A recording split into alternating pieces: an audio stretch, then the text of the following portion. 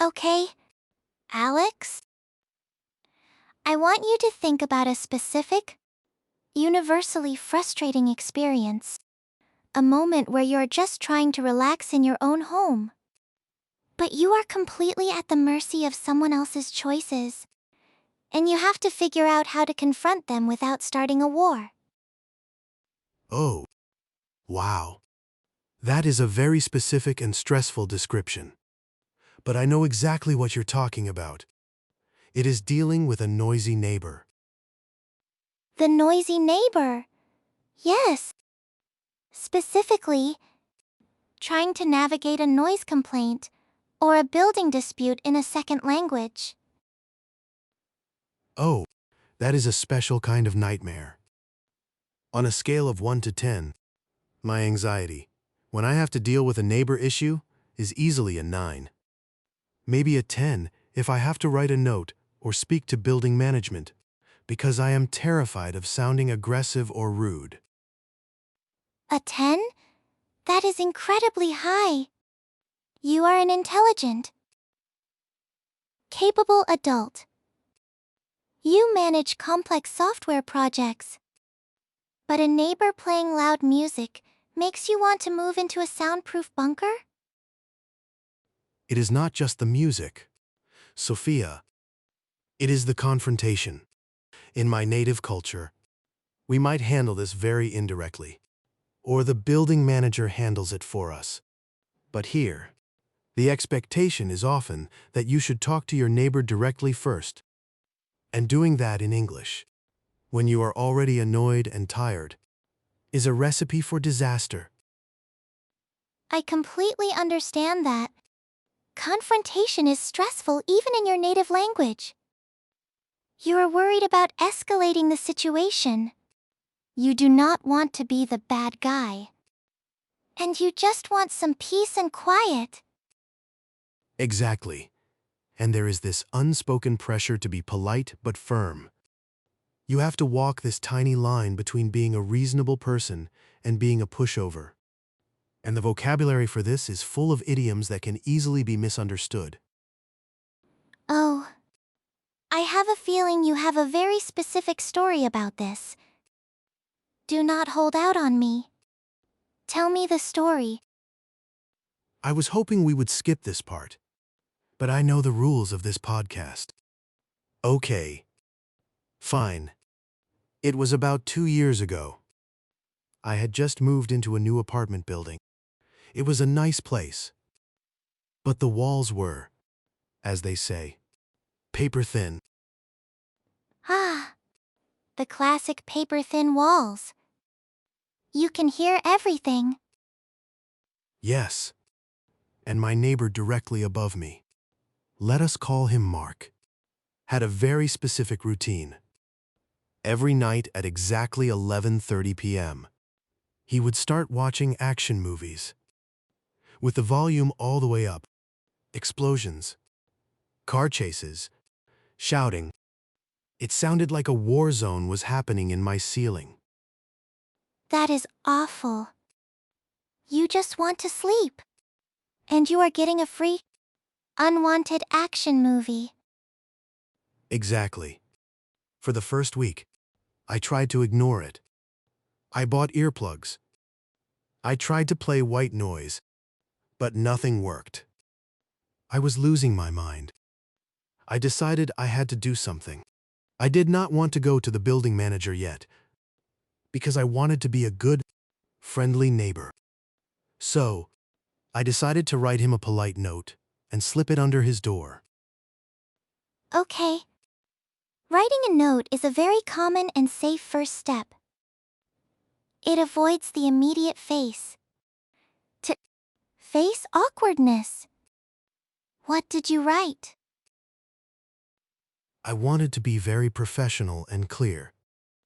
I sat down at my desk, and I thought, okay, I need to tell him to stop, and I need to tell him what will happen if he does not stop. I knew a good English phrase for taking action yourself.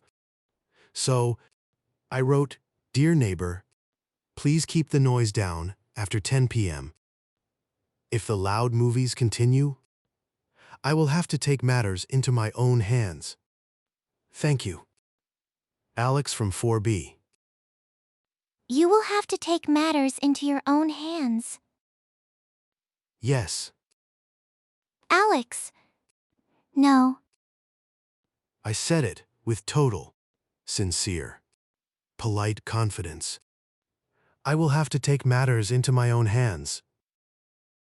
I am losing my mind. I am actually crying.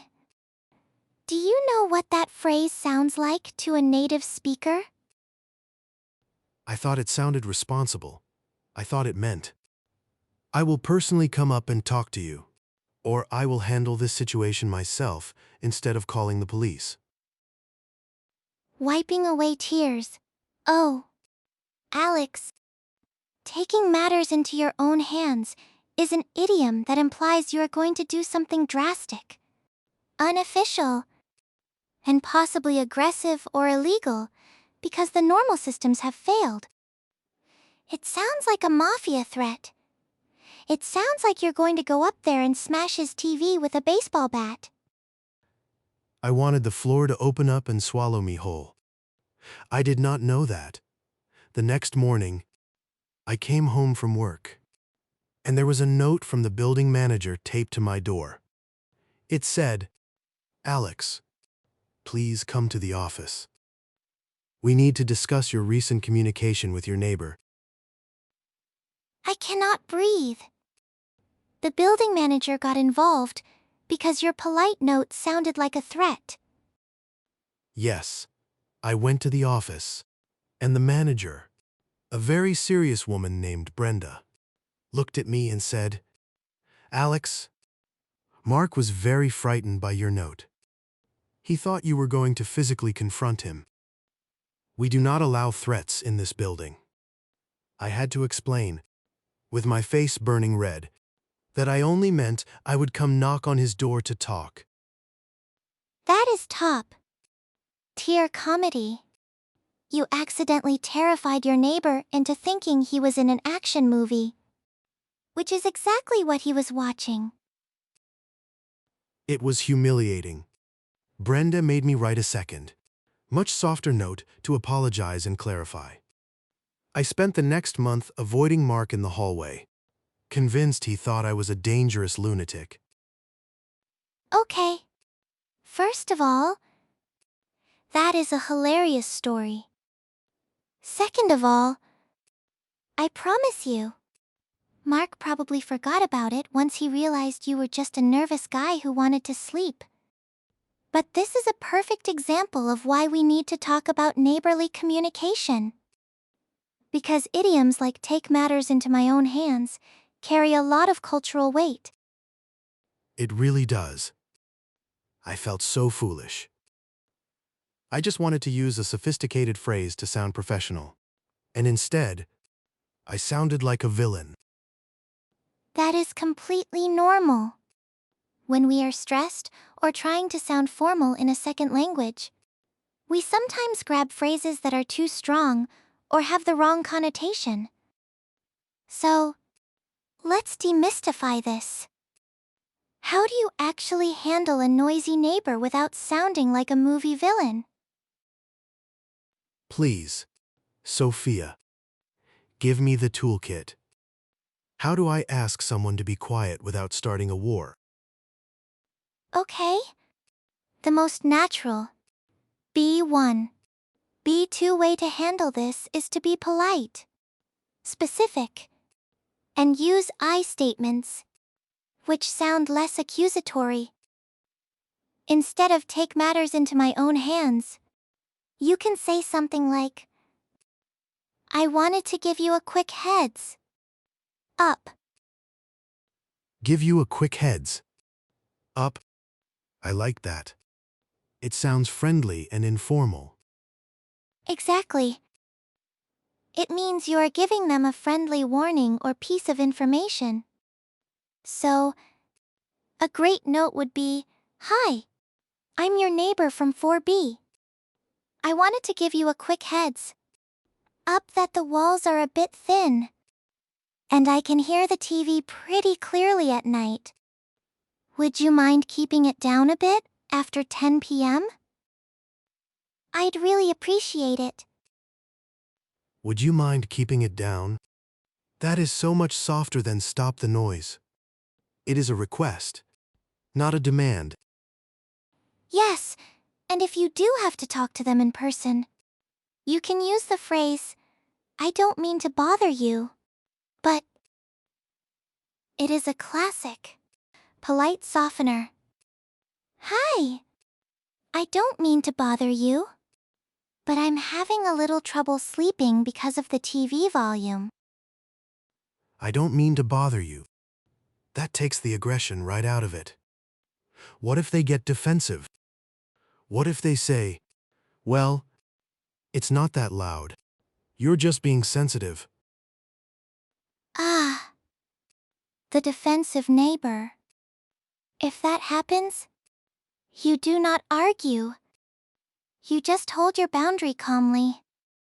You can say, "I understand it might not seem loud to you, but it carries into my apartment. I'd really appreciate it if we could find a compromise." Find a compromise. That is a great, mature phrase. It shows you are willing to work together, not just yell at them. Exactly. And if it really does not stop, that is when you escalate it to the building manager.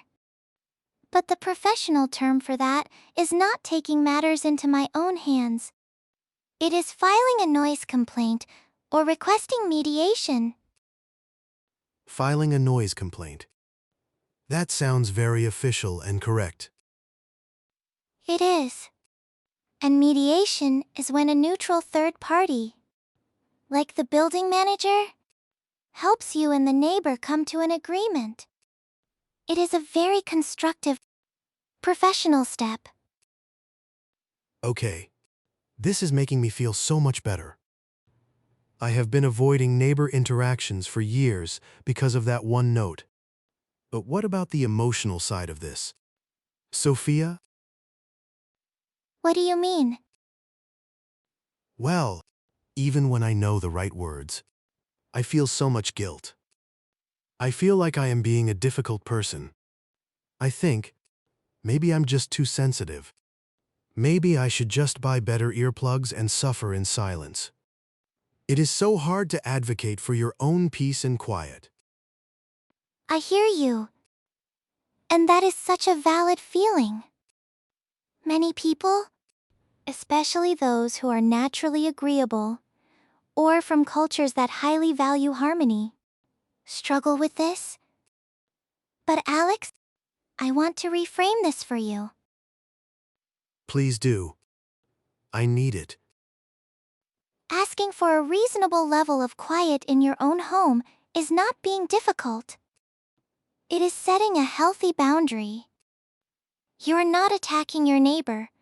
You are simply stating a fact. The walls are thin, and the noise is affecting your life. That is a really nice way to look at it. I usually just internalize it and get angry, but I never actually say anything. And that resentment builds up, communicating clearly, even when it is uncomfortable, is actually the kindest thing you can do. Because if you do not say anything, the neighbor genuinely might not know they are bothering you. They are not mind readers. They are not mind readers. That is a good point. I always assume they know they are being loud and are just being rude. But maybe they really do not realize how much sound travels. Exactly. Giving them the benefit of the doubt is the first step. And honestly, the fact that you care so much about not being rude shows what a considerate person you are. A truly difficult person would not be worrying about this at all. That makes me feel a little better. I suppose I just need to practice the actual conversation, so I do not freeze up or use the wrong idiom again. Which is exactly why we are going to do a little role play. Oh no. I knew this was coming. My imaginary neighbor is already turning up the volume. It will be fun. I promise. And it is great practice. I am going to be Mark. Your meaning, but slightly oblivious neighbor. You are going to knock on my door, politely explain the situation, and ask me to lower the volume, without sounding like a movie villain. Ready? Okay. I'm ready. No mafia threats. Just a normal, polite neighbor. Perfect. Shifts posture. Adopts a casual, slightly distracted voice, pretending to open a door. Hey! What's up? Clears throat. Speaks calmly and warmly. Hi, Mark. I'm Alex. From 4B. I'm sorry to bother you, but I wanted to give you a quick heads up. The walls in this building are a bit thin, and I can hear the TV pretty clearly in my apartment at night. Oh, really? I had no idea. I usually keep it at a normal volume. I understand it might not seem loud from your side, but it carries down. Would you mind keeping it down a little bit after 10 p.m.? I would really appreciate it. Breaks character. Smiling widely. Oh, Alex, that was absolutely flawless. Really? It felt a little bit vulnerable, but I tried to use the phrases we discussed. It was perfect. You used the softener. Sorry to bother you? You gave a clear, non-accusatory reason. The walls are a bit thin, and you made a polite, specific request. Would you mind keeping it down? You sounded like a reasonable, friendly adult. It feels much safer to have a script like that. When I am nervous, I either say nothing and suffer, or I get passive, aggressive, and leave a weird note. And both of those extremes are problematic. Suffering in silence builds resentment. And passive aggression creates conflict. The direct, polite approach is the healthiest for everyone. I am definitely writing, give you a quick heads, up on a sticky note for my fridge. But Sophia, what if the neighbor is actually being unreasonable? Like, what if it is 2 a.m. and they are having a loud party? Ah, the 2 a.m. party. That is a different scenario. In that case, you do not need to be as gentle. You can still be polite, but you can be more firm. You can say, "Hi, it is 2 a.m. and the noise is really disruptive. I need to sleep, so please keep it down." The noise is really disruptive. That is a strong, clear phrase. Yes. And if they do not stop, that is when you call building security or the non-emergency police line. You do not need to confront someone who is being actively unreasonable late at night. Your safety and peace come first. That is good to know. I always feel like I have to try to solve everything myself, which is probably why I ended up with the take matters into my own hands disaster. Laughs. Yes. Your desire to be self-reliant backfired slightly there. But you learned from it. Now, since we are on the topic of neighborly communication, I want to do a quick rapid fire scenario game. Neighbor Edition. I will give you a situation and you give me your immediate, natural response. No overthinking. Okay. My ears are open, and my mafia notes are in the trash. Hit me. Scenario 1. You are in the hallway, and your neighbor's dog is barking constantly, but the neighbor is not home.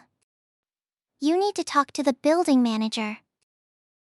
I would go to the office and say, "Hi, I need to file a noise complaint about the dog in 5C. It has been barking for an hour, and the owner is not home." Perfect. Clear. Factual. And uses the exact right terminology. File a noise complaint. Scenario 2. You are moving a piece of furniture on a Sunday morning, and you're worried about making noise. I would knock on my neighbor's doors beforehand and say, "Hi, I am doing a little bit of moving this morning. I just wanted to give you a heads up in case you hear some noise." Excellent. That is the definition of being a good neighbor. Proactive and considerate. Scenario 3. Your neighbor asks to borrow a tool, like a drill, but you do not really want to lend it to them because it is expensive. I would say, "I am sorry, but I actually need to use it myself this weekend, so I cannot lend it out right now." Yes, flawless. You do not need to explain or lie. A simple, polite no with a brief reason is perfectly acceptable. Scenario 4. You and your neighbor have a disagreement about where the property line is, or who is responsible for cleaning the shared hallway. I would say, "It seems we have different understandings of this. Maybe we should ask the building manager to help us mediate and find a compromise." Gasps Alex.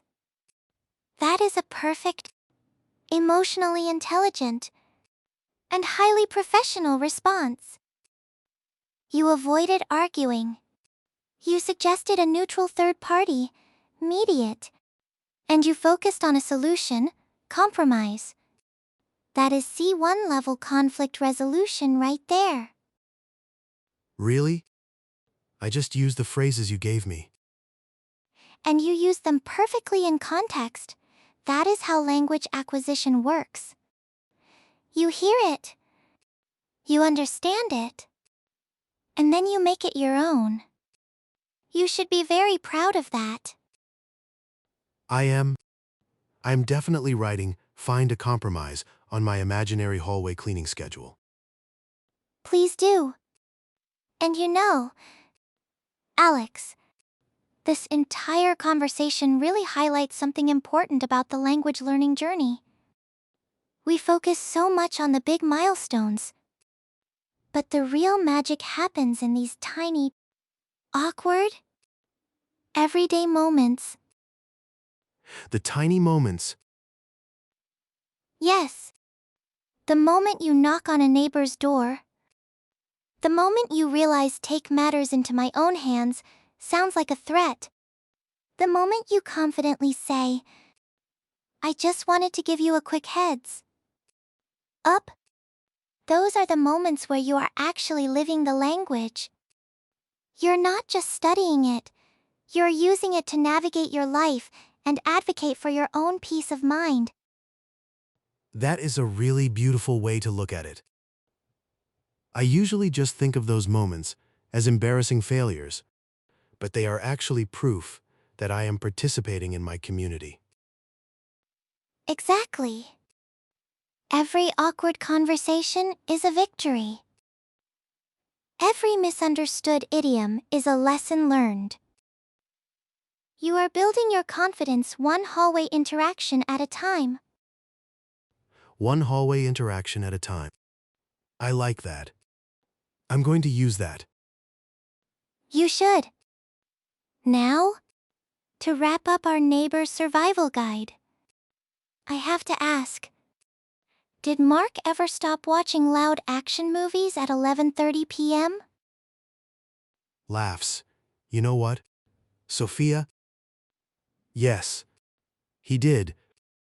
After my second, much softer apology note, he actually came and knocked on my door. He apologized, said he did not realize the walls were that thin, and he started using headphones. We even say hello to each other in the hallway now. That is a huge victory. You faced the awkwardness.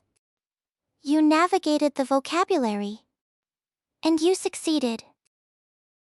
I did. And if I ever have a neighbor issue again, I know exactly what to say. Hi. I don't mean to bother you, but I wanted to give you a quick heads up about the noise. Laughs. That is the smartest thing you could possibly say. Thank you, Alex. This conversation was exactly what I needed.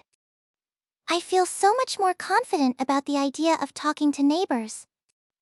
And not feeling like an alien or a villain in my own building. I am so glad to hear that, Sophia. And to all our listeners out there, if you feel anxious about confronting a neighbor or dealing with building issues in English, remember this: it is okay to be direct. It is okay to ask for compromise, and you never, ever need to take matters into your own hands. And if you need to write a note, just remember, you are giving a friendly heads up, not issuing a formal declaration of war. Exactly. We will see you all next time. Keep your walls thick, your notes polite, and bye, Sophia. Bye, Alex.